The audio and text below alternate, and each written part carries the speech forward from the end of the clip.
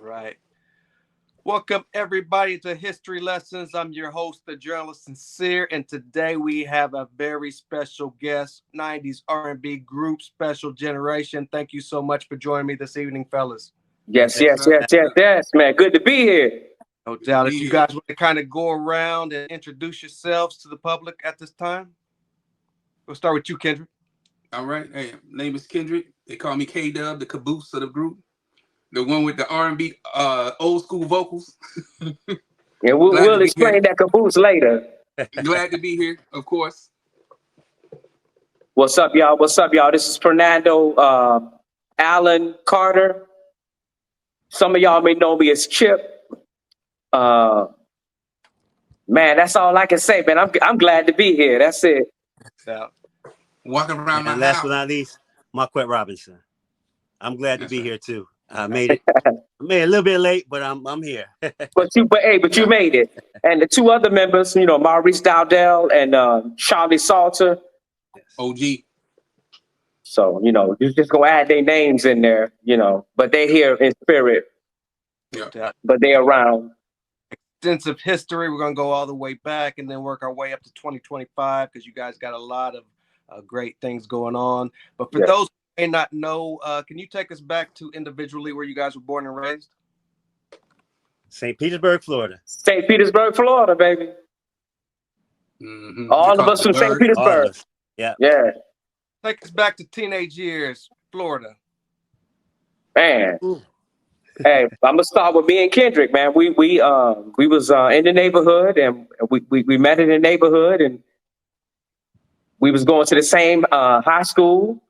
And we was like, man, we love music. We found out of each other Lakewood we High. love music, and we just started singing in the hallways. The girls was loving it, and we was like, man, we got to start a group, man. And Mhm. shoot, man. And then I told him I was man, I'm about to go out of town. He said, but I'm about to go out of town too. I said, once we hook back up, when you get back out of town, man, let's get this group thing going, right? So we out of town. Man, don't you know that we in the same city and we in the same city and didn't even know it. So we met at this my cousin was like, let's go to the skating ring. I said, that's cool. Where the girls at? He said they're at the skating ring. I was like, okay, let's go. So we in Live Oak, Florida, right? So I get to the skating ring with my cousins, and guess who walk out the door? Hey, Dub. Bing. I know you was And coming that to night, Florida too. imagine this, cuz that night So I was doing Michael Jackson that night. there you We was go. up in there pop locking in the skating ring, and you walked in. I'm like, what you doing here? Man, I said my Yeah. family from here. This is where my dad Yeah. was born. So we chopped it up and we got back home in St. Petersburg, man, and we just started putting a group together. And that's how that thing started, just like that, by chance, man. That's how it started, Right. What year Yeah. was that? Without giving up your ages, what year was man. that? That was We'll Let's see. go that give was it up. that was late 80, 80s. 86. Yeah, Oh, 80, yeah. 80, yeah, something like the 80s, 87, 88, Yeah. Okay. something like Yeah. that. Was it We started pursuing that thing then. right? Was the name of the group Special Generation at the time? We was parried in. Yeah. Okay. Yeah. Yeah. And it was Yeah. four of us. We Okay. Yeah. So it was Yeah, because at that time, who was the other two members that joined around that time? Well, I met Chip and Ken at my mom had me take her to a Jesse Jackson was coming into town, so she had me take her to a church with Jesse Jackson, but I really didn't want to, but I did anyway. And a friend of ours, Terrell, he told the guys about me, and he told me about them. So we met behind the church. I auditioned for him. I sang for him something real quick, and then they told me we were having rehearsal later on that day to meet them at a friend of ours' house. Yeah, and met them there, and then that was me. That's how he joined the group, and it was the three of us. And then a few other people came in the group, but they didn't work out. And then we met Charlie. Mhm. Charlie was the fourth member to come into the group. And it was 4 of us for a while. We were doing like talent shows, doing different things in different cities and stuff like that. And the last person to join was Maurice Dowdell. He was the missing piece of the puzzle, and rest is history. Did you guys have a mentor earlier on? Somebody that was kind of giving you advice and telling you? Joe, remember Joe, y'all? Yeah. Okay. Yeah, Joe, Joe. he was an older dude from the neighborhood that we used to hang out in, and he had like microphones. He was basically from the old school, so he was teaching us harmonies, and he was teaching us, mic, how to be on the mic. He was. Man, we learned a lot from him. Let me add to that. Right, he would play records, man, and have us listen to the harmonies and pick out our parts. You feel me? And that's the one thing that was a challenge for us because New Edition was the only thing out, but we didn't really know how to just make that harmony smooth. So I remember him. We were like on time, showing up to his house. Yeah. This man gave us his whole living room. It's like, okay, now this is your note. And this is your note. Now I need you to stay on this note. Don't change on this note. Now a few times, no, get back on that note. Yeah, that's how we learn harmony. Practice and practice, man. He said, I want you to get these harmonies right before y'all do anything. Yeah. But yeah, he was a really true mentor, man. Back in the day. Yeah. Talk about paying your dues as far as getting your name out there. Some of the shows that you guys attended. Block just anything out there earlier on that was getting your name out there. Man, paying our dues, man. I mean, we can go. Oh my God, man. We would go to one city that we did fly to. We flew to Chicago. It was Rockford, Illinois, the city that we performed in. And we were doing like cover. We were, we didn't have any records out. We were doing cover tunes. We was doing like I Wanna. We was doing Rock Steady by the Whispers. We was doing that type of stuff. Yeah. So and we did Can You Stand the Rain by New Edition. So we were singing that type of stuff. And we sold out a little theater, man, in Rockford, Illinois, man. We was like, nobody's pretty much. Right. Go ahead. No, I was gonna say we had the opportunity to open up for concerts. So yes. paying our dues, we had a manager, Antoine, cool guy. Yeah. He was slash like a road manager and our manager looked out for. Yeah, he looked out for us. We took his one vehicle, smashed up into what kind of car that was? Was it a Chrysler? We did our own little 21 city tour, whatever we were doing. We rode that car from the tip of Miami all the way on up to New York doing shows, man. Yeah. Paying our dues to like holes in the wall. Anywhere that we can find a stage, some stages had holes in them. You feel me? But we had to do what we had to do to get our name out there. Yeah. Right? But those times are very, very memorable because we really didn't have much money. I don't even think I had $20 to spare. But we were traveling and getting our name out there. We were making it happen. Yeah. And we were fortunate enough along the way. We had people like Rick James that wanted to manage us. Yeah, correct. And bring us out to New York. He was going to take us to CBS, I think it was, a Polygram. Yeah. And he was going to get us a deal. Yeah. So along the way, we've met a few people that are just their own characters. You know what I mean? Yeah. For real. Yeah. How did you get the attention of Rick? How did we get Rick's attention? I think your boy knew him. Who? Willie Agnew. Yeah. Willie Agnew knew Rick. Yeah. And he told Rick about us. Another friend of ours. Yeah. That's when we were in LA. Yeah. Man, see, that's why I told you we were getting to these places, man. We were getting there because we were so hungry. Right. How we got to LA? Yeah. I don't know. But we was in LA twice. Yes. Because the second time we got to LA trying to, paying our dues, man, we met the Good Girls. We met New Edition. And we was all hanging out, especially with the good girls. We was hanging out. That was our girls, right? Mm-hmm. And they was trying to make it too. I mean, we was living up in a house up in Woodland Hills. Woodland Hills. Yeah. Yeah. How we got in that house, I have no idea. But we was living in a house in Woodland Hills. Right. So I know one of you guys got some good Dave Chappelle type Rick James stories for me. Oh my God. I actually met Dave. I met Dave back when Dave was just in the comedy stores. Bobby Brown's tour. We were in LA, and he was down there getting ready to go to the bar. And so I went down there with him and had a drink. Yeah. So at this time, were you guys recording demos and shopping demos to record labels? No, at that time we actually had a record out. We had Love Me Just For Me out. Yeah, we were Spark of Love was out. We were on the road with Bobby Brown, Mary, Jodeci, TLC, and us. Yeah. Because Jodeci did a few shows too. That. Right. Yeah. So what point was the name change from the first group into Special Generation? Were we at that point now? Because that happened. The name change happened when we got back from LA the second time.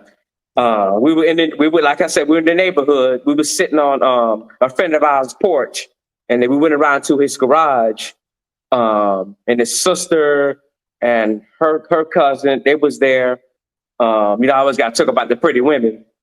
They were there, and we were like, man, we got to come up with something that's like,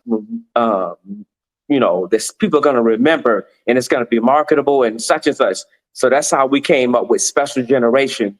It was like special. We got to be this generation. We got to be, we just kind of like put it together, and that's how we came up with Special Generation. And it rolled off the tongue. It was like, we're Special Generation. It was Perry to begin with, but we found out that there was a gospel group of females named Perry. Yeah, so we had to change it. Yeah. Was Spark of Love your first single? No. Second. Okay. Yeah. Love Me Just For Me was our first single. Yes. Okay. Talk a little about that recording process and the reaction when that single hit the streets. Love Me Just For Me? Yeah. All I can remember is that they said that I wasn't singing it right, and I thought I was singing it right. And so they brought a friend of mine in the studio and had me sing it while she was in the studio with me. And I did the thing in one take because I didn't want to mess up in front of her. There you go. Went all the way through. Man, and then Hammer actually came up with the idea. He did, and then he told us to write it, and we wrote it. We wrote the verses. We kind of put everything together. Who's gonna sing what? Yeah. But Hammer came up with the idea, and we just put it together.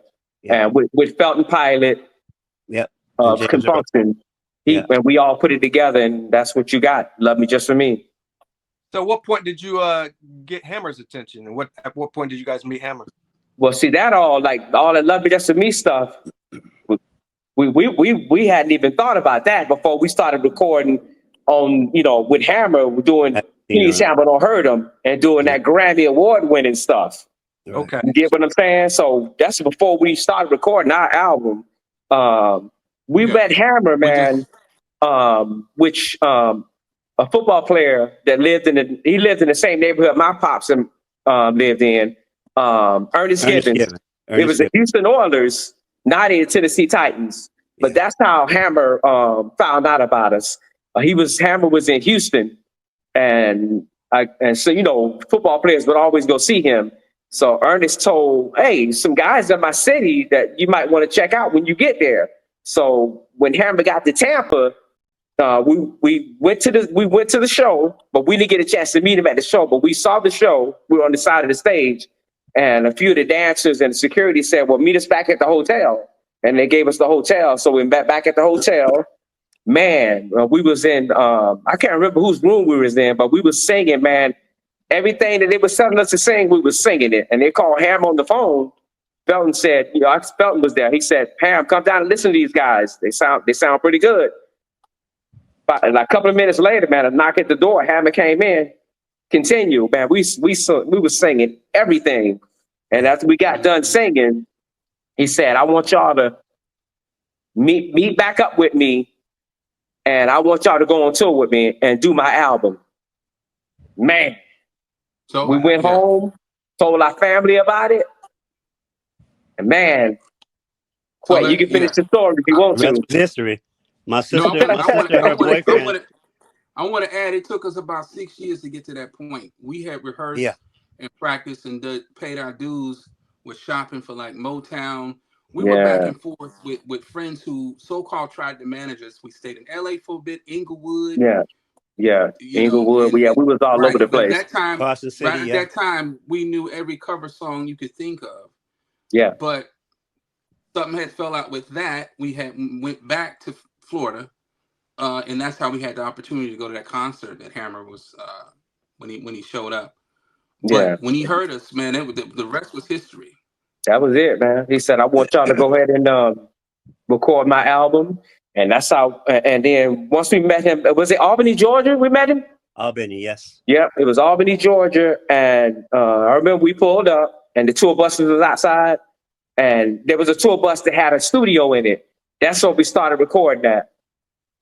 We started recording Have You Seen Her? We started recording Dancing Machine, the famous You Can't Touch This. I mean, or so My on and sister, so on, man. We would start recording. my sister and her boyfriend actually rented a van Yeah, to take us out there. Yeah. We yeah. dropped it off and we hadn't been back since, you know. There you go. Probably his biggest album, undoubtedly. Yes. Oh, Remember most of the recording process and watching Hammer in the booth and helping add to this classic from 1990. oh my God. He had let me get let's get it started out at that time when we met Yeah, him. So yeah, it was just getting bigger. yeah, But it hadn't peaked yet. And that's when we started working on that second one. When we started working on yeah, the second one, there's just so many records that, you know, that radio was like, we want this one, we want this one, we want this one. Things we didn't think of, you know, yeah, being actually released as a single. yeah, The radio was asking for it, you know, because we didn't think You Can't Touch This was going to be a single at first. yeah, And they wanted to release Dancing Machine. We did Dancing Machine, Michael Jackson Dancing Machine. yeah. And next thing you know, radio said, no, That's we want fine. this record. Yeah, And they's like, no, we're gonna give you Dance Machine. It's like, no, we want this one. And you it's like, can't touch no. this. They say, okay, well, we're not gonna play nothing. And so they gave them You Can't Touch This, and the rest is history. I mean, it just blew up, and we didn't expect it. And Yeah. when I tell you that once and with that record blowing up like that, and Pete Sampson heard him, the album, man, I remember we started rehearsing for the tour, Yeah. and we started in Paisley Park, Yeah. Minneapolis. That's what we started at. And man, we did a BK commercial. We Love did Me Just For Me. a Pepsi commercial. Oh man, Love Me Just For Me. we did Love Me Just For Me Yeah. video there. We did so much stuff, man. We were working so much at Paisley Park. And we finished our album, our first album at Yeah. Paisley Park. Yeah. And You Are not My to mention Friend. we met Prince. Yeah. Yeah. Wow. So it was a whirlwind, man. We was there 30 days, man, and we kicked off the tour in Macon, Georgia. That's where we kicked the tour off at. Pete Sampson heard him. Wow. Yeah. Do you remember the reluctance with Rick James wanting not letting Hammer sample that song? Well, it was an up and down thing with Rick. Yeah. Because you know, Rick had his days, you know. Yeah, because God he bless him. performed with us some days. Yeah, Right. he had his days. So, you know, one day he'd be like, you know, that's a great record. Y'all did my record some justice. And another day he'd be like, man, well, you know what I'm saying? He you know, up the deep end, you know. But Rick was he was always down for it because it wasn't a record like that had any violence in it, or it didn't, you know, it was nothing like derogatory in it about women or that. So it was just a great feel good record. Yes, And it Rick, like, you know, Rick really didn't want anybody sampling his records. He really didn't want it. But, you know, when he found out, you know, somebody had did it, you know, just like the documentary went. Rick literally, when they said, yeah, he's paying you $1 million, Rick said, oh, let him have it. You know, so he was cool with it. And then, imagine you know? how much money he made off of that record. Yeah. I don't know the number, but I know it was real big. A good little amount. Now, going into Hammer's album, was you guys signed to Busted Capital at this time, or did that come later? No, we were signed. Okay. Yeah. What was the details to that deal? Was it for more than 2 albums that you put out, or was it just for a couple album deal?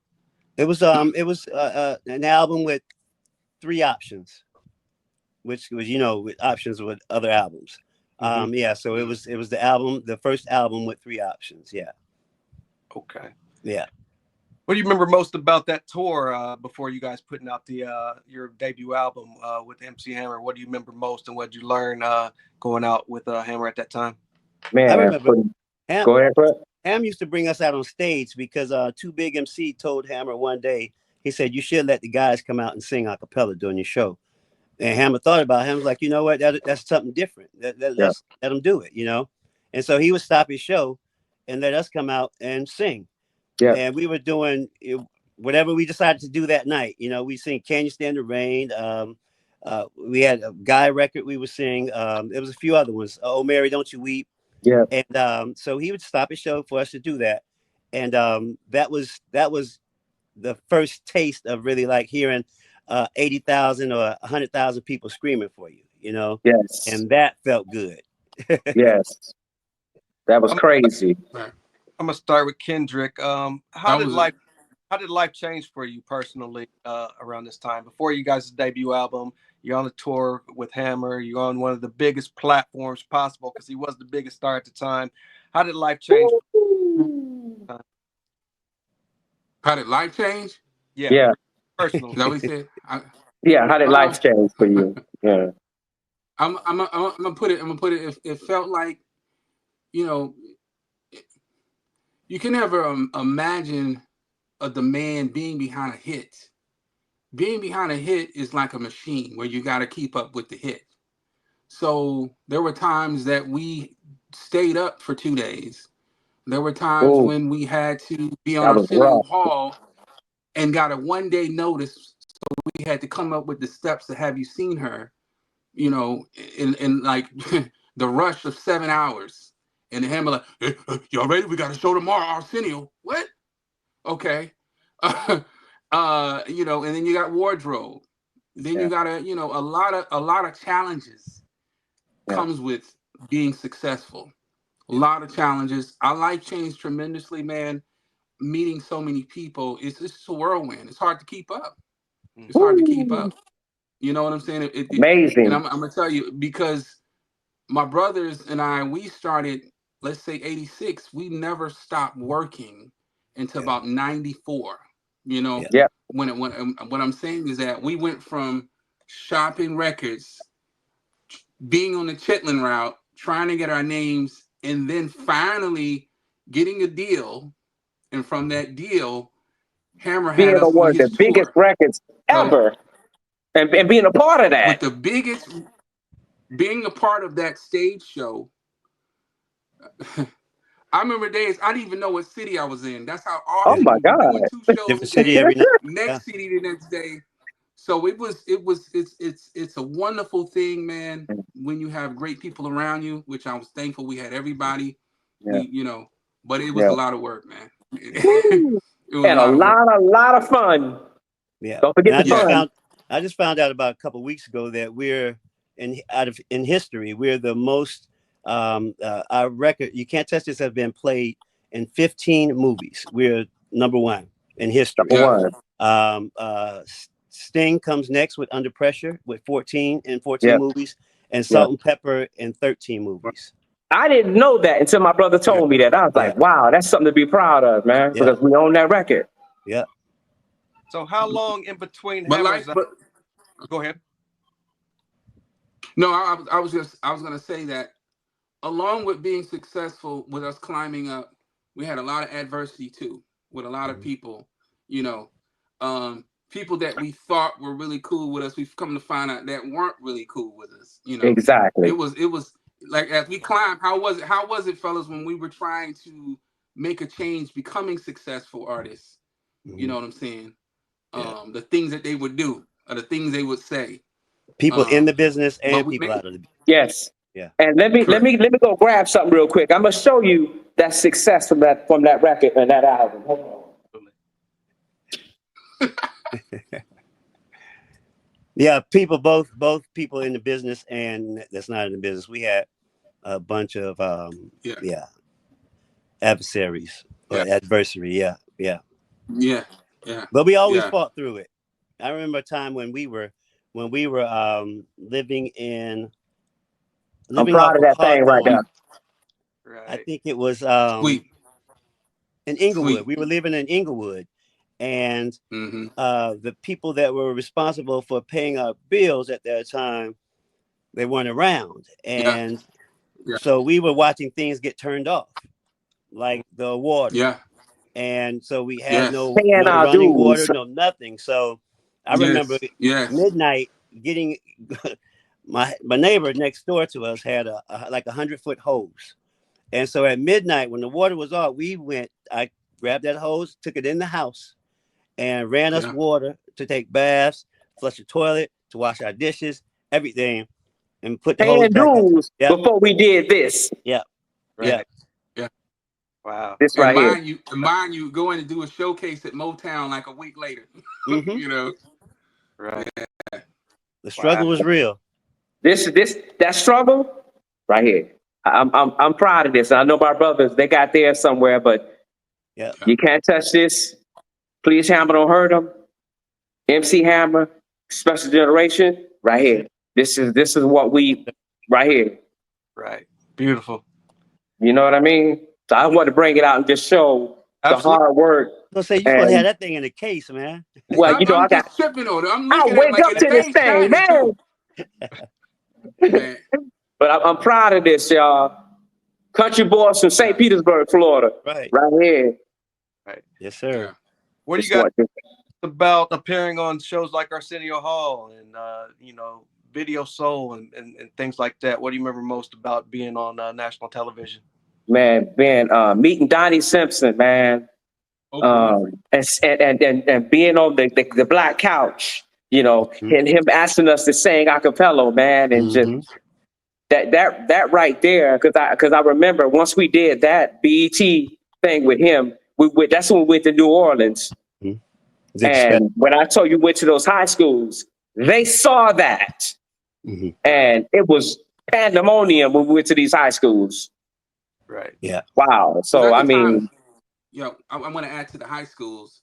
They allowed us to tour the schools and give some type of education and staying in school. It was a very powerful movement that they had us do, and that's one of the things I really miss too, is being able to talk to the all black colleges we visited.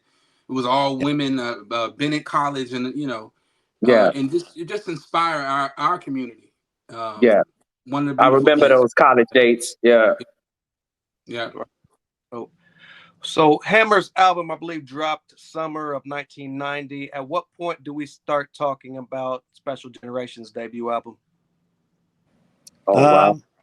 I think when Hammer's album dropped, we were already recording our album. Yeah, we were already recording. I think we're about 5 or 6 songs deep. Yeah. And we finished the rest at Paisley Park. Preparing for the tour. Yeah. And then we had to at one point we had an identity crisis because people wasn't putting the two together. People wasn't saying, okay, Hammer's background singers is Special Generation. They had us as Special Generation, and they had the background singers as background singers. Yeah. But at some point we had to tell Ham, hey Ham, it's probably best that we get off the road and go promote Love Me Just For Me and Sparkle Love and do our own thing. And Ham said, that's a wise decision. So we prepared, and I think the first thing we did was Gladys Knight and After 7 and Us. Yeah. At the Circle Star here in the Bay Area. Yep. You said your leader was Love Me Just For Me. What kind of reaction did that get from the general public when it dropped? Oh man. They loved it. Yeah.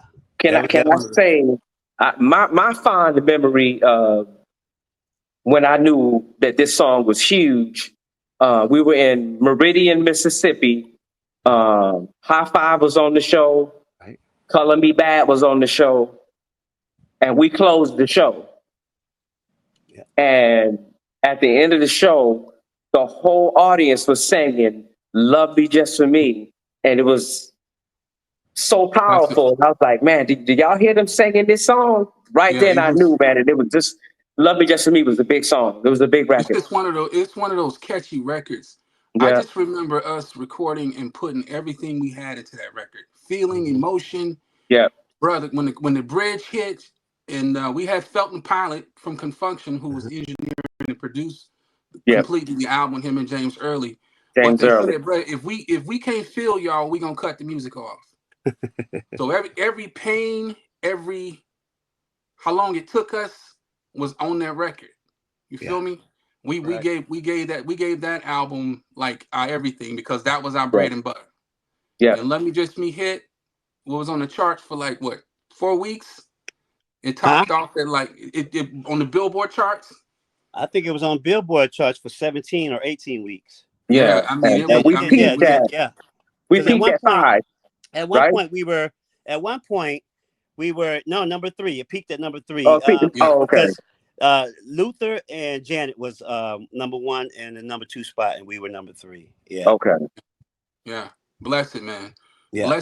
Blessing to be able to get on just us on the road Yeah. and push our own music. That was, Beautiful Blessings. thing. Yeah. We were ready for it though. We Oh yeah, we were ready. Yeah, we were ready Yeah, for it.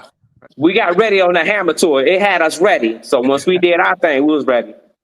What do you guys remember most about the creative process going into your debut album? You got, I believe, was it 5 members in the group? That's 5 different ideas. That's 5 different, work ethics. How was the creative process putting that debut album together? But you know what? We had always we were smooth.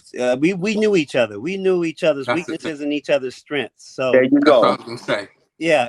We kind of it wasn't hard at all. Because it depended on the record. And we knew, because we've been around each other for so long, you feel me? Yeah, That we knew when it was a certain sound, we say, okay, we know that's Quet. You know what I'm saying? yeah, And we cheer on the other brother to go in and do their part. You feel me? Bro, you can do yeah, that better than that, bro. I know you can do it better than that. yeah, But we just had this brotherly love. You know what I'm saying? And you heard that on our records. yeah. And the But caboose, and yeah, I'm gonna go back to the caboose. yeah, Kendrick, K yeah. Dub would always end that song, and you're gonna remember the end of that song because the I'm gonna tell you caboose something, was bringing bro. that song and put that Cause thing see, together and take that with you right there. go and take it home. Cause I He always listen gonna to take it Gerald Levert. home. I listen to my Gerald Levert, my Teddy Pendergrass. Take it off. You feel me? So if we gonna make you feel the records, and that's just our combination that we learn how to do on a Yeah, record. Just like yeah. you on stage. We know that, on certain things, we know when to take a shirt off, or we know how to approach a crowd. So we had Marquette. to learn, we had to have different characters to be 5. We can't be the same. We can't all sound the same. Right. So Yeah, we knew our chemistry, and I think that's the important thing about us. We yeah, knew when it came to records, okay, that's a Quet record, or that's a Chip right there. yeah. Okay, yeah, Well, that's Maurice Charlie. got that lead. Maurice and Ken Right, gonna do lead. Yeah. So, or Charlie got the high on this because Charlie was the high man. He did the falsetto. So right. yeah. So we put it all together like that, and we kind of all did lead. You know what I mean? So everybody was ready. So And Spark of for Love, myself, I'm gonna be honest with you. All these great voices, I had to be ready. I know I had to be ready because they said, "Oh, Spark of Love, you gonna start Spark of Love off." I'm like, what? Because I know these brothers can blow, right? I'm like, y'all want me to start that thing off? So I know I had to come with it. yeah.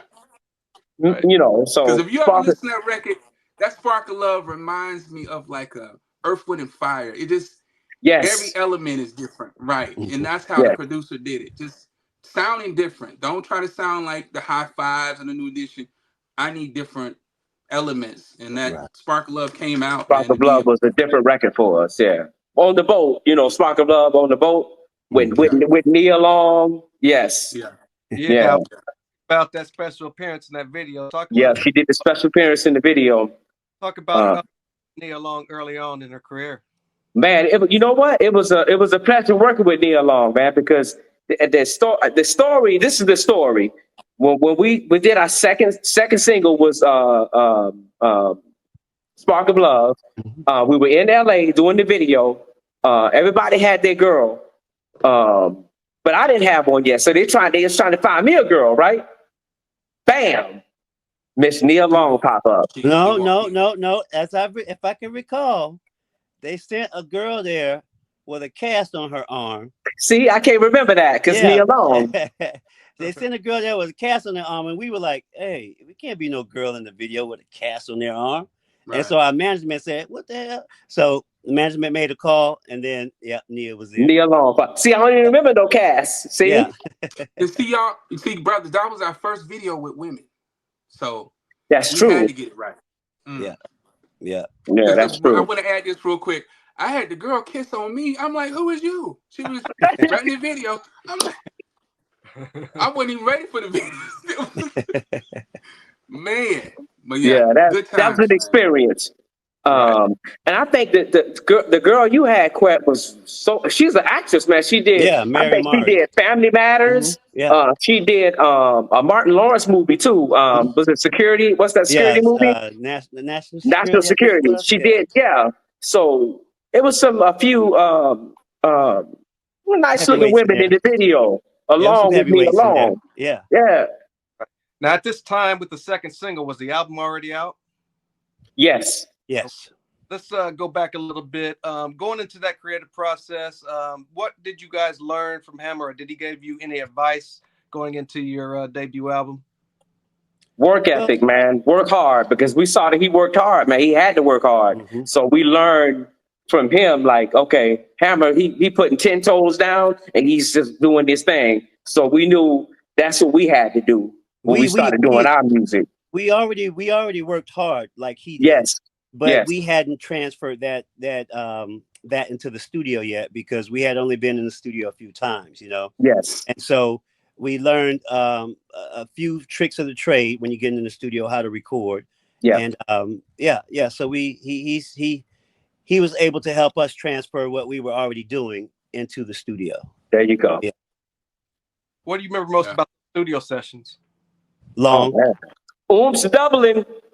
I used to love that, because once they said "oops, doubling," I knew I had it right. I was like, okay, I like that. I did it right. Okay. Now when we were recording, don't forget they had the 24-track machines back then. Yep. Ooh, yeah. So you had to on the fly. You had to get it right. You really had to get it right. Oh, you had to be on it. The sampling was just coming in. Right. Yeah. They had to splice it. Yeah. Right. Man, record with let's not forget going to Cleveland on that Butterflies album, going to Cleveland and record with the late great Gerald Levert, man. Yeah. Joey Pops popping up, of the OJs, and then the Rude Boys, your boy Joe Little wrote a few songs, and we was in there recording with him. And not to mention on the Butterflies album, your boy from Truth. Yeah. For that, I what I can add to that, we learned that every producer has a sound that we had to respect. We had to respect whatever sound that they had. You had a Cleveland Gerald Levert OJ's sound. Yeah. It's like you had a Steve Russell from Truth sound. Yes. And they were all astonished on Chucky Booker, that type of LA, style. So working with different producers, they brought that out. And we had to humble ourselves to say, no, we want to sing it this way. No, we had to learn how to adapt to a producer's sound. Meaning, like, Babyface has his sound, They want it this way. Yeah. That's one thing that's what I learned, right? When you're dealing with hit makers, people with experience, you have to learn how to adapt and still be yourself, their style, how they want you to sing it. Right. Because at that time, many years us performing, there really wasn't too much you can tell us. We were just, so when we work with real producers with credit, we had to humble all that down. And say, you know what? Teach us, get us to that level we need to be. We need to develop our sound. And man, that's one of the biggest things we learned. Yeah. Just like Hammer had his sound. For that debut album, did you guys have creative control? or was the label picking your producers and Hammer making suggestions? Did you guys get to choose your producers, or a certain sound going to For Well, the set? first they chose album, the producers. yeah, They chose the producers, but for we the had a first lot of album, leeway there. Yeah, we had in-house producers for the first yeah, album. Yeah, Okay. and we had a lot Belton of Pilot. leeway. Yeah, Okay. Yes. But we were blessed to have "You Are My Friend," things that we wrote. Yeah. yeah, Maurice did that one, so they were Yeah. lenient on that. So, which Right. Another most place. labels don't play another that. place. Right. Mhm. They won't let Right. you do nothing, but we had we had a say in a lot of it. Yeah. Right. Yeah. When that album finally dropped, the debut, what kind of reaction did it get from the general public? Oh, we got a lot of love. Yeah. Yeah. We got a great reaction. Yeah, Absolutely great reaction. Yeah. and let's see. I think the One Night Lover video, man, we had some Soul Train dancers in that video. Yeah. Yeah. The So I and mean, I we know got this. I know the second album when Butterflies dropped. I think we sold 50,000 units in the first day, and that was kind of unheard of for a yeah, new group sophomores album. yeah, Selling that kind of those kind of records and putting those kind of numbers up. yeah. That thing did go. It went on. Yeah. It came off the shelves real Yeah. fast. Right. We're going to talk That's about what. Butterflies momentarily. Were you about to say something, Kendrick? No, I was going to say, just to add this. During the time we dropped, it's about our timing, because there really wasn't too many other groups out. Right. Yeah, That's why we did so well. early '90s. Right. Yep. Right. Odyssey wasn't out yet. Nope. Jodeci wasn't out. You feel me? Nope. Hot No, Five was no. just coming out. Was it my Soul for Real wasn't out. Nope. So Boys and Men we wasn't were out. Nope. right. We were lucky enough to be on tour with Rude Boys. High Five was just first single. Teddy Riley dropped the first single on them. So we were. It's almost like the timing was perfect for when we dropped. I think Yeah. it was any Troop and then us. Correct. There Yeah. was no. Yeah. Color Me Bad. They were out too. Color Me Bad. Right. Yeah. Right. So we had an opportunity to be on BET, and people really Yeah. caught on to who we were. Mhm. Yeah. Which was different from now. The times now, oh my God. Oh, different from now. Yeah. Right. Very Right. different. So Hammer drops a massive album. You guys drop a massive album. How are you dividing up your time touring? Is he wanting you to go on tour with him, or are you trying to, show what you guys can do on your own? You mentioned some of the groups you would tour. How did you divide? Once we left the tour, Hammer tour, we never went back. Yeah. Oh, yeah. Yeah. So we just kind of we went on our journey as Special Generation. It was bittersweet, because we sure wanted to go back a few times. Oh yeah, and they wanted us back too, but we had to go. We had to go do our thing. Yeah. Yeah. I think we were on the road for 89, 90, 91, 92, and 93. 4 years. Yeah. Yeah. Yeah. What were some of your best memories doing those tours between the first album and the second album? Before we get to the second album, I know you guys was touring up until 92 before Butterflies. So what were some of your best memories in between that time? Oh man. Like on tour? Yeah, tour. Oh my goodness, man. All the pretty women. So the Love Me Just For Me album? Yes. Well, just imagine, since people took on the Hammer, they also showed up to our shows like Patti LaBelle would meet us backstage and say, "Come here, babies. You tell Hammer I said hello," and she give us a kiss. I'm like, "This Patti LaBelle." This Patti LaBelle. And she said, "Oh, y'all harmony was y'all." And to say sorry to cut you off, kid, but she said our harmony was on point. Right. So coming from her. Oh, right. Gladys said, like Gladys said we remind her of the Temptations. Yeah. Yes. Yeah. Yeah. So those are the things those are the rubies that you keep with you. But that's what people, they knew us from Hammer, so they would show up and support us. Magic Johnson. Yeah. Magic Johnson. Yeah, Magic. There were moments where he would come backstage and pray with us. Yeah. Just gems. Will Smith. Yeah. Wow. Yeah. A lot of because I think during that time we had like the Jack the Rapper. We had music conventions. Yes. That you got a chance to display who you were, and meet and mingle. Yeah. Meet the artists that were out that were hot. Yeah. And up and coming artists that want to be artists were there too. Yeah. Boys to Men. Yeah. I just want to add two more that I never forget. Tevin Campbell. Young Yes. Tevin Campbell walking up at the music convention. Yep. And then Quet was Sharnice. And they would come and sit and talk and be around us. And we were like, Yep. wow, you know. I took them to all the parties. I took them to MCA party, Motown's party. Everybody's party was quiet and nice. Then I took them to our party, and it was off the chain. Oh, we already know how Busted did it. Yeah, we had cognac and everything up in there. Everybody had a bottle. Let me stop. Man, the memories on we tour, were squeaky man. clean on the tour. Nobody drank, smoked, or anything like that. Yeah. Wow. Before talking about your sophomore album, looking back, were you guys pleased with the way that album came out? Was there something missing, something you wanted to add, or did it come out exactly how you guys perceived it to be? Man, we were happy to be recording our album, man. Which album? The debut. Oh, Take It to the Floor album? Mm-hmm. Oh man, no, I think it captured who we were at that time. Yeah, I think it really did. And then the Butterflies album showed our growth. Mm-hmm. Okay, so you go back, you listen to it, you see, but those brothers, you can see where we were going. Put it that way. Right. That Butterflies album from. When did you Take guys It to the Floor? Talking about the Butterflies album in '92? Did it start '91? What was the thought process and the game plan going into Butterflies? Oh man, just to have a more mature sound, which I think we accomplished. Man, that's why they put us with Gerald. Gerald, they figured Gerald would give us that older sound and get us away from the bubblegum, type. And we definitely went that way. And and Steve Russell from Troop definitely gave us oh my God, the records that he did on us were amazing. Butterflies, the title of the album. Butterflies. Oh, you go listen to that record, it's like you don't hear nothing like that. Right. What was the studio sessions like compared to, say, your debut? What adjustments did you guys make going into this sophomore album?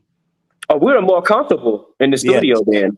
You could tell, man. We were knocking songs out.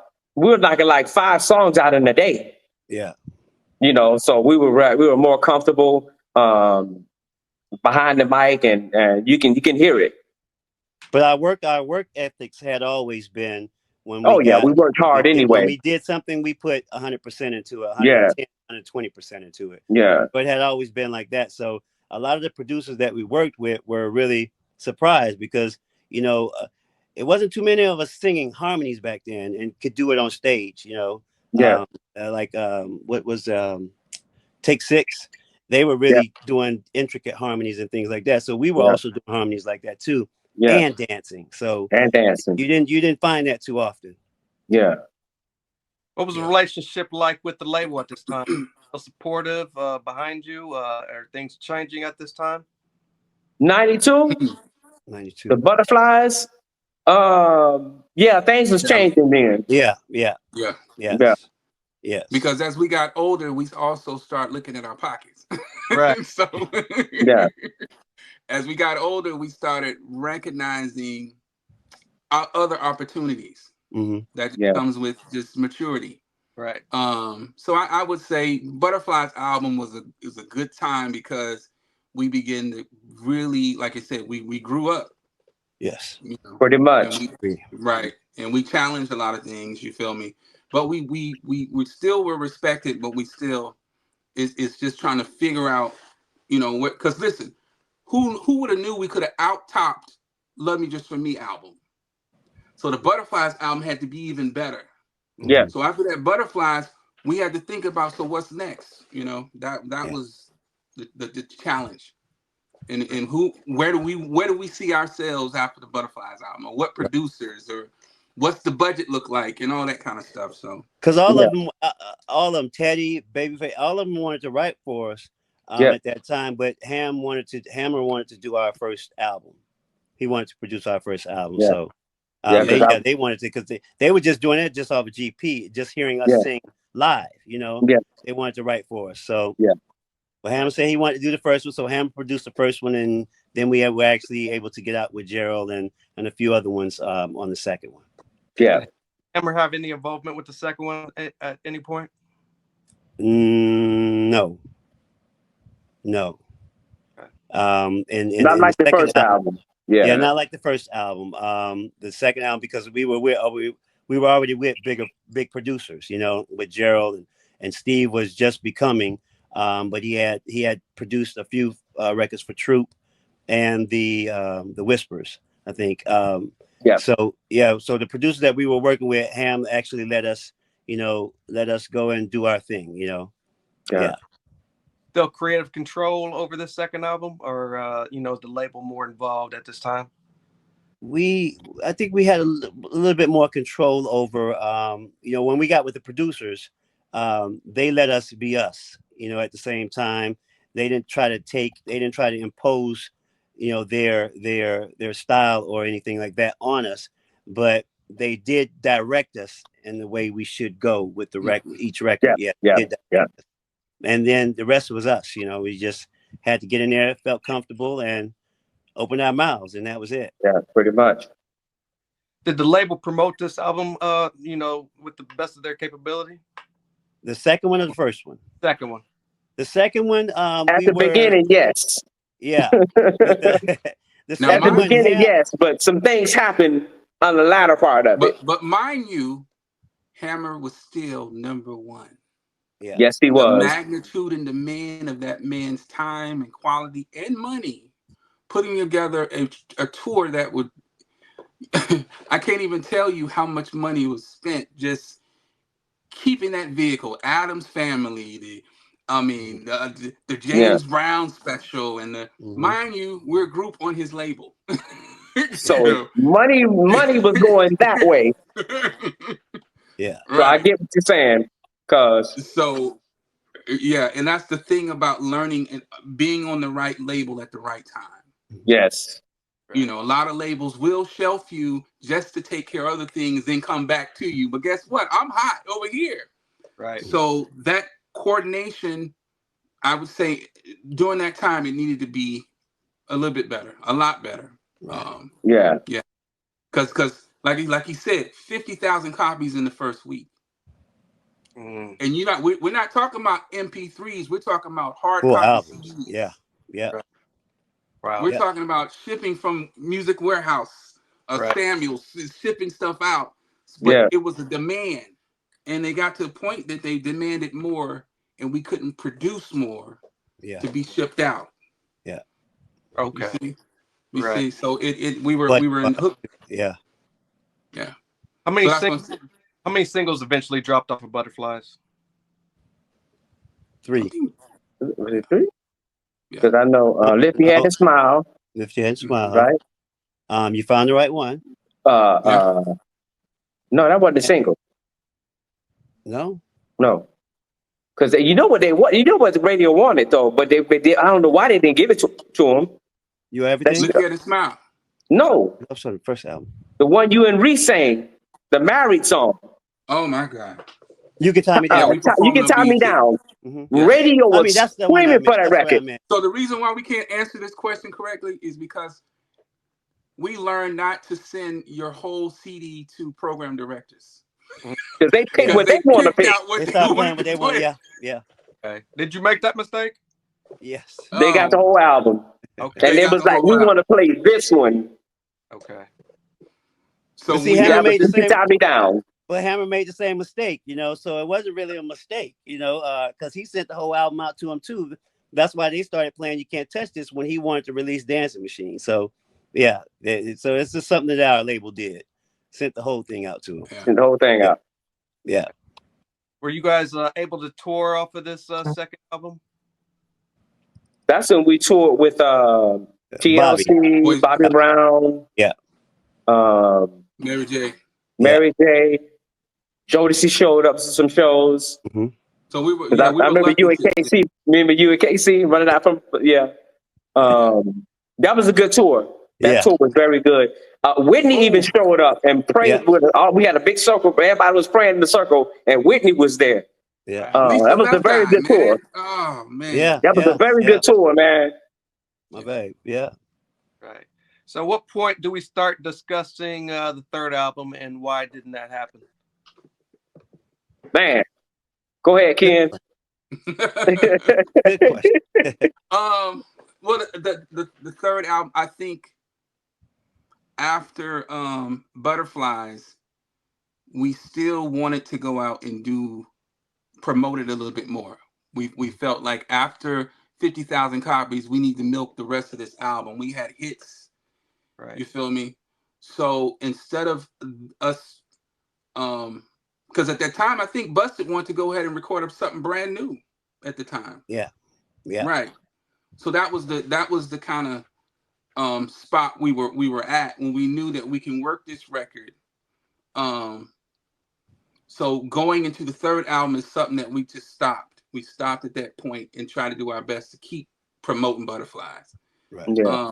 And they wanted solo albums from Quet and you can, right? Remember? Right, Yeah. They want a because at that solo album time from you they were too. trying to pay attention to the new additions. Quet is Yeah. Ralph Tresvant and you Johnny Gill. And whoa. All Yeah. I know is my brothers. I'm not. Yeah. Because So Riz had just released his album. correct. And they wanted something, even though we signed with the same management, Riz had released his album, and so they wanted me to do a solo album. Yeah. To have some competition there with him, and then likewise with Ken and Johnny. Yeah. Right. Yeah. So I would say the third album, we were already having songs, and during that time we also had offers too. We had looking at another offers and stuff like that. And then Capital. And then Capital. Yeah. And then we started growing up too. You know, we wanted to live a little bit of life, you know, outside of the industry. So yeah, that's true. So what did some of us started having babies. Right. You know, ooh, boy. Oh, yeah. Are you speaking about you? Yeah. He talking about him. I mean, I wasn't the only one. Yes, you were. But I like what you said, brother, because at that time, Sin-seer, we actually needed a break. You know, we needed that settle, because all we knew, we were living out of suitcase, traveling. So now it's time to let's get the condo. Let's kind of figure out what we can do. Settle. And we did that. Yeah. Was glad to know that there was no internal beef driving. Nah. Oh no. And solo albums was never a part of the discussion earlier on. Well, I mean, yeah. I mean, they talked about it, but you know, I think he means had we talked about each one of us doing solo albums. Oh, yeah, no, there was the label that actually approached us about the label asked us to do it. Yeah. Because as far as we were concerned, we were going to stick together to the end. Special Generation. Ride it out till the wheels fall off. You know. Yeah. But they wanted the solo albums. Yeah. So was there and there's reasons behind that, because a solo artist, I give them so much respect, because dealing with traveling and tour and people, you get approached, I commend, the ushers and the people out there dealing with so many different personalities. We're successful because we stuck together. We prayed together. You feel me? Right. And if it was 4 people in the room, we looking, wait a minute, where the other brother at? What's right. Because we knew how hard it was for us to be out there and travel on the road. My God. Right. How the music out there in that big world. Mm-hmm. Correct. So that was the thing. And like I said, being solo is preparation. Yeah. Right. So was it hard? Was it hard to get out of your deal at that point? No. Nah. No, it wasn't hard at all. Yeah, they realized, because at that time I think we were the label was starting to have a little troubles itself. So when we wanted to go and do our things and live life, and the label was like, they were in agreement. It was like, okay, well, if you guys want to do this, we'll let you, because we still had options left, And plus, Capitol Records wanted us. Yeah, but they didn't let us go do that. Yeah. Capitol Records wanted us outright. They said, "Well, give us Special Generation." They wanted us and BNGB. Yeah. I remember BNGB. Outright, they wanted Special Generation and BNGB, and Busted said based no. on the single sales. Yeah, based on the Yeah, single sales. Right, Busted but you said know, no. right, It was a right, business and me, move. Yeah, business move. Yeah. So As you can tell, this is the uncomfortable part about it. well, I imagine. I knew we had to come. Oh, this is the uncomfortable part. Yeah. So no, I love it. Come on. did you guys officially, announce the kind of the breakup of the group, or was it just kind of like, hey, we're just going to take a break and come back? Oh no announcement at all, man. We just took a break. everybody went everybody went their way. You know, everybody went their way. Yeah, it's. I mean, and the good thing about it is that we still sing together. We still prepare together. Yeah. You know, there's stuff that we're working on right now. We have a couple of singles that's not released. Oh yeah, we got new music right now. Correct. And now once you become seasoned, I call it seasoned, the classic group. It's about timing for us right now. You know what I'm saying? It's a little bit different than when I didn't have I had all the time in the world, but as you get older, now we got to season and figure out. We got 5 months, 4 months ahead that we can come do rehearsing, and stuff like that. But yeah, we have a few songs that we would still like to release. Right. So what point do you guys say, hey, let's get the band back together, so to speak? We at that point right now. But you gotta think about we never stopped talking. Like we never stopped talking. Yeah. We never stopped communicating. We never stopped. Right. And them guys coming out us hitting Napa, and breaking bread together. We never stopped. Prime example. Fernando said, Ken, I think I want to drop about 3 singles, a solo record. Let's get it. And I did that. We got together and he dropped his 3 records. Yeah. Quet was working on a record. He said, man, listen, man, I think this would be a cool Special G record. We came together. And we all put it down. We all put it down. Which was released when we released the last record? Right before the pandemic. Pandemic, yep. And Kendrick, your singles. Yeah. I had to throw me one out there too. So there you go. A little R&B, yeah. So do you guys like the way recording is nowadays, to where you don't have to be all together in the studio, or do you miss making that magic together all at once? I think a little bit of both. Honestly, I miss that magic because I got 4 brothers in front of me and I'm in the circle and hearing that harmony. That's that magic. Yeah, I miss the magic. I hate that's that magic, man. I hate being in the studio by myself, man, and have to send it off. You feel me? But I mean, it works. It's convenient, but it just "Love Me Just For Me" was a hit. We were all together. You got me? You can feel the passion, right? And I think when we do it like we've done that last record, we get more time to focus and concentrate on what we're going to deliver. Yes. Because when we're all together, when we all sitting together doing it, we ideas are coming out left and right. Yes. But when you actually sit down by yourself, you can actually feel your way through it. Yes. And like Ken is a natural. He's a natural. When he opens his mouth, he's just gonna come out. Anything that come out is gonna be nice. Natural. I like to think my parts a little bit through, because I'm a softer. My voice is softer. I can't wail like he does, and so I like to think mine through. But I know that my brothers, once they get a hold of whatever I did, they're gonna take that to the next level. Yes, absolutely. Right. That makes sense. I what you're saying, because when we recorded session with time, we got 2 or 3 hours, so we were rushed to get. We rushing, we pushing it, but when you got time to sit, right? Because when y'all sent me the record you did quit, it took me about 2 or 3 days just to listen to it, to feel it, and then I said, okay, now I'm ready to jump. Yeah. Okay, I got what you're saying. Right. Yeah. You guys are going by the name SG now? No, we're Special Generation, but that's an AKA Special G, G Boys. We got a few aliases, but we still Special Generation. Yes. You guys go, I Can't Help Myself. What has that reaction been like? That's the one. That's the one he produced. Marquette produced that record. Okay. It's been a good we had a lot of people saying we're glad y'all back. We were wondering what happened to you guys, you know. We're glad you came with a good record, you know. Yeah. We put the auto tunes on there just because that's what was going on at that time, Yeah. in this time. But we did and a so we couple of still want to stay versions. familiar. Yeah. Right. Would you guys say you were one of the first, guy bands, so to speak, for the future guys to look at and pattern themselves after? No, what I say is that we started the '90s off. Yeah. Okay. You know, because one quick story, because the way I say that, because we started the '90s off.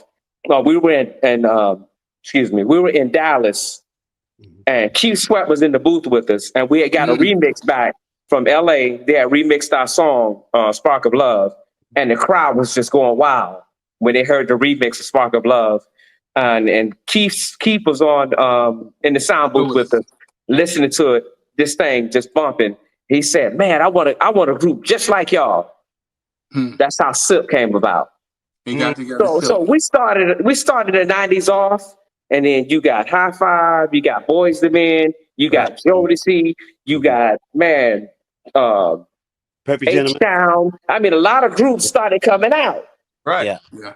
Portrait. I mean, you got a lot of groups that came out after we threw, but the Hammer thing, Special Generation, after the early '90s, man, we started that thing off. I would say we definitely I'll inspired. hold that. Yeah. Right. We definitely inspired a lot of people, man. Yes. And that's just one thing we're grateful for. Yeah. You know. Yeah. Right. What is your guys' thoughts on R&B in 2025? Man, it don't get the love like it should. That's the way I feel. It's different. I mean, music is always changing. It's always evolving. Yeah. Just like our parents' music, we thought was but we grew up listening to it, and now it's that funk. You know, when we listen to it now, we're like, yeah, I Thank remember you. that. Yeah, So it's always evolving. It's always growing. So it's just in another stage of its growth. That's all. Yeah. Yeah. One thing I can say, I'm glad that it's made a 360. That venues are still being sold out with 90s music, right? and The it's R&B. 90s music. You feel me? Because too much of anything dilutes soul. Yeah. And that's why the 90s, we had a lot of soul. We got a lot of soul singers. You know. Right. Go back and listen to the '90s. A lot of good music. I think a lot of people are just clinging on to that substance, because I tell you, some groups I'd be like, wow, how is that a group? What in the world? Right. Right. But yeah. No doubt. I appreciate you guys for joining me this evening. Tell me, what does Special Generation have up next? Well, I mean, right now we're working on being part of that '90s movement that's happening. You know, because why not? We started it off. Right. Yeah. Quet got some solo stuff. I got some solo stuff. Ken as well. And of course, we already came together and put some stuff down. The Special Generation. You got some R&B. I mean, it's right now. It'll work right now. The stuff that we've recorded already. And I think, and I think right now, being independent is the thing right now for a lot of artists. Being able to be in control of your masters and your product and marketing. I mean, it's kind of different than it was before. We had everybody set to kind of handle different tasks. Oh yeah, it was a machine. This is why it's taking a while, because we know the work that it takes. We know that if you got radio spins, we know that's going to require a radio spin budget. If you want to do a video, you're not doing videos. You're on TikTok and you're on Instagram. So we're talking about a different type of editing. Yeah. So these are the things you have to build a team upon when we get back ready. So what we do know is that we are going to start doing our rehearsal to do some 90s shows. But yeah, like I said, when it comes to dropping records, you got to have some type of machine behind it, some type of marketing behind it. So you can't just say push a button, there go, okay, go. Yeah, it don't work like that. You guys been getting calls for upcoming tour? We got a few calls. Yeah. Okay. Yeah. Anything that you can share with your fans, or just be on the lookout? Be on the lookout, y'all. I mean, we coming to coming. a city near you. Right. As far as I wish I could play the show tape right here sitting in front of me, but I'm like, as far it's man, as yeah. far as Special Generation music, where can the fans find that at? Man, you would find our music on All Spotify, platforms. yeah, iTunes, all the platforms. Yeah, Special Generation. Correct. YouTube. You find all of our videos on YouTube. So if you want to know about Special Generation, all you gotta do is go YouTube, and it's everything. All the videos are there. The new stuff is there. If you want to hear K-Dub, Spotify. If you want to hear Fernando Allen, Spotify. Same thing with Marquette. Cause Quet holding on to some gems he played for us. He holding on to them. He ain't drop them yet. I'm trying to get him to drop it. He did a remake of a Michael Jackson song. Oh my God. Yeah. I don't even want to discuss it. This thing is amazing. I can't wait to hear it. Just saying, y'all. But we do it for the love of it, man. Yeah, that's what we do it for. Bro. Yeah. You know, like I said, from 1986 to now, bro, we've been doing it and we enjoy it, and it's like eating food to us. Yeah. So We started out doing it for the pretty young girls. Yeah, we did start out for the little, but you know. But now, it's like we do it because we love it, Yeah. Before we get out of here, can you guys share your social media handles so we can keep up with you guys moving in the future? Okay. Go ahead, Kendrick.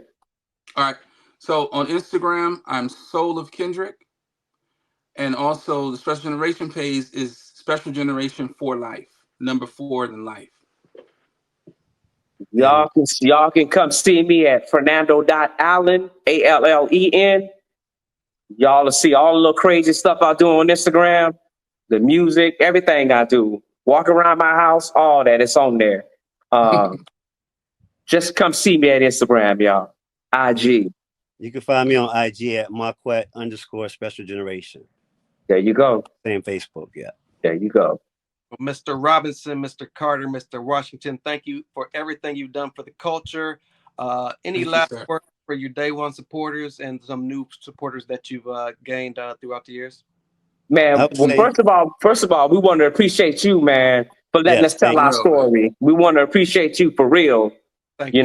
So definitely we appreciate you, man, for letting us tell our story. And I would say in anything you do, keep God first. Yes. Put God first. And know your business, know your craft. No matter what you do, know every aspect of that business. Therefore, you'll be able to survive sometimes, because a lot of times we get pushed to the wayside because we don't know. We don't know the ins and outs of a business. But this business right here, know everything from contracts to videos to publishing. You have to know everything. It's a tough business. Yeah. Right. Mm-hmm. Yeah. Man, I just want to say, let me do a quick shout out to X-Man and Vol Raw for dropping their new single. X-Man. There you go. Yeah. Y'all go check that out. There's some the Florida boys. Florida boys, man. Yeah. But Marquette, you summed it up right, man. Know your business. It's a lot of fun and enjoyment. But at the end of the day, this is a legacy. You're thinking about building your legacy. Yeah. And that's what I can tell, people are listening. Know with anything you get into, you can do it, but you got to be great at it, and you got to know the business. Yeah. Yes. And I would say your dream. Don't let nobody tell you that you can't do it. You love what you do. You wake up, you eat lunch with it, you go to sleep with it. Right. You got to eat it. You got to live it.